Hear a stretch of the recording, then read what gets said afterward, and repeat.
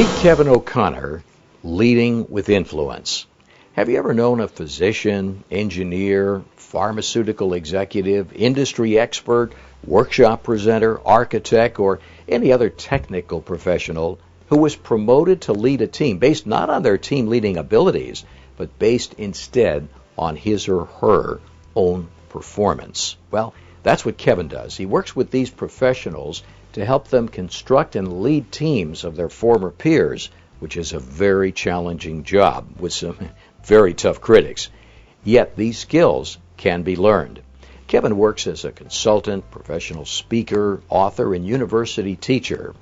As a consultant, Kevin works individually with executives, coaching them and their teams, especially their emerging leaders. As a professional speaker, Kevin, as a certified speaking professional, keynotes conferences and educates professionals over 120 times per year. As an author, he writes books and articles for professionals leading teams. At Loyola University Chicago and Columbia College, Kevin teaches graduate and undergraduate students life and corporate skills of leadership and communication.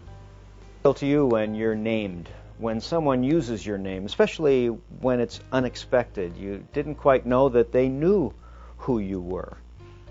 What happens between you and that other person when all of a sudden your name comes up in the conversation between the two of you?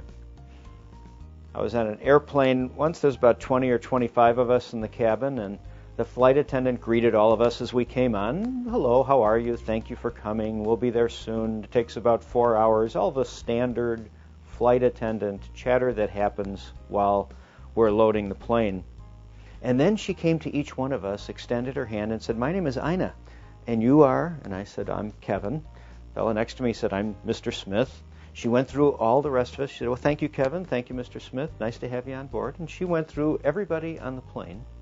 And then every time we had contact with her, whenever she gave us coffee or food or anything, she said, "Here you go, Kevin. Here's your water. Mr. Smith, here's your meal." Mr. Smith, the fellow next to me, is the only one who had introduced himself as a Mr. Everybody else was first name basis. And so after a couple of these interactions with Mr. Smith, he said, just call me Ralph. And she continued to do this for the whole flight. As she did it, I tried to examine, whoa, this is different. What is that like for me? And she would do it spontaneously. I'm sure she had our names up front as well. But it was very natural. She never missed a beat.